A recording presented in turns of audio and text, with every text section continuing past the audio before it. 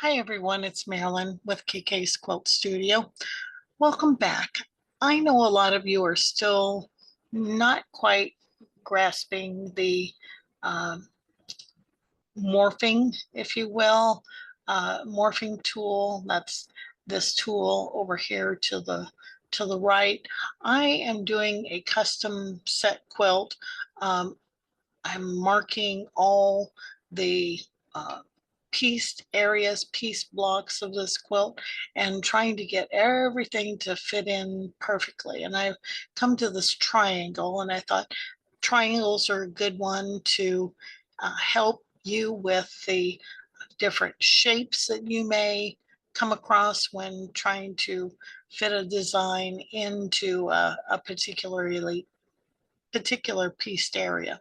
So what I've done, I'm marking my blocks, the major corners. This is a triangle. So I used my markers and identified the 3 points of the triangle, the piece triangle of my quilt top. And then I checked connect markers. So then I connected up. So you'll see the marker outline is that kind of gray ghosty line. Those are my markers. Okay, so I've already done that. I've gone in here and resized. I've used my rotation tool and my resize tool to get the triangle in there as best as I can, but there's still some edges here and up here where it doesn't quite fit exactly into the marker. So that's where I'm going to use the marker or the morph tool. Now I'm going to be doing this on my screen. So I have the screen selected. I'm going to be doing a 4-point because there's not a 3-point.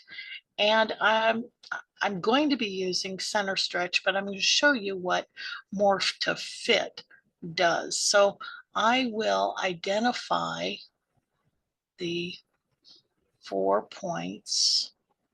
So I'm selecting the 3 points where my markers are. And I have a wireless mouse attached to my computer. And then I'm going to identify this top point with a 4th point. And look what that did. Yeah, that is not what I want. So center stretch is a better option. And there I get my design back to where she was. And you'll notice that these 4 original points have now become, they've added 4 extra points here on the outer boundaries.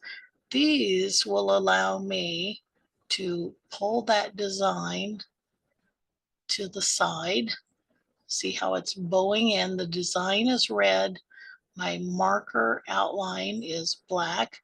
That snapped right too. That looks good. And I just moved this green dot. I clicked and held down the mouse key and drug to the right. I'll do that with this side as well. Okay. Little bit more. I think I'll nudge this one just a tad. That looks good, but this upper part could use some help. You see, I have the point of that design, and I can just morph that in. Now, I've worked with other long arm software, and this is the best going. You've got the best machine, best software. Okay, and here we go. I'm gonna jiggle around with that.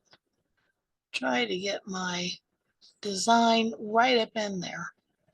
A little unhappy with that point. It's not really in the center. And I know it's a little fiddly, but I want this to be darn near perfect because everyone says machine quilting is cheating because it's perfect. And I want it to look perfect. It's lining up in all my areas. I am pleased with that. So let's get to sewing. So I'm going to check the green check mark. Looks good. I'm going to go to sewing sequence, DQ everything I've selected before, select this one, and I'm ready to sew. So I'll show you a picture of the sew out.